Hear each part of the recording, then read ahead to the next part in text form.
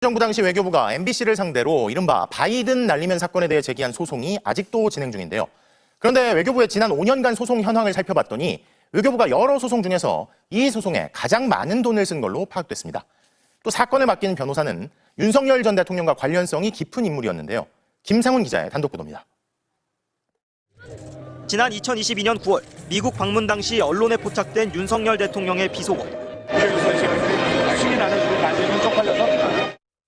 대통령실은 이 보도 13시간 뒤 바이든이 아닌 날리면이었다고 해명했습니다. 국회에서 승인 안 해주고 날리면이라고 되어 있습니다.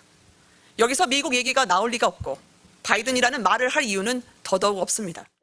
석 달 뒤 발언 당사자인 윤 대통령이 아닌 외교부가 나서 MBC를 상대로 정정 보도 소송을 냈습니다.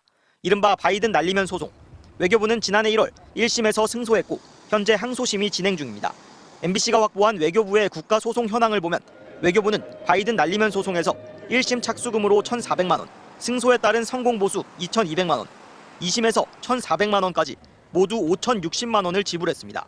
최근 5년간 외교부가 당사자인 소송 209건 가운데 가장 높은 금액이자 언론사를 상대로 한 유일한 소송이었습니다. 이 사건을 맡은 건 최태형 변호사. 지난 2020년 윤석열 당시 검찰총장에 대한 법무부 징계위원회가 열렸을 당시 외부 징계위원이었습니다.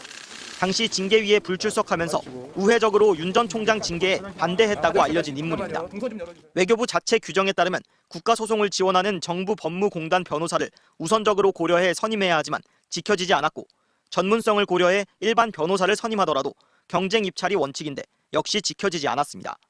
외교부는 변호사 선임 절차에 대해 유관기간 내 제한 등을 고려했다고 설명했습니다. 그 유관기간이라고 하는 게 대통령실 아니겠느냐라고 하는 의구심은 충분히 가질 것 같습니다. 대통령실에서 보훈을 주고자 해서 해당 변호사를 선임하게 한 것 아닌가라고.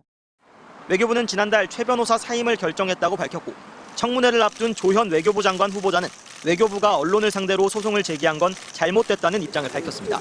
MBC 뉴스 김상훈입니다.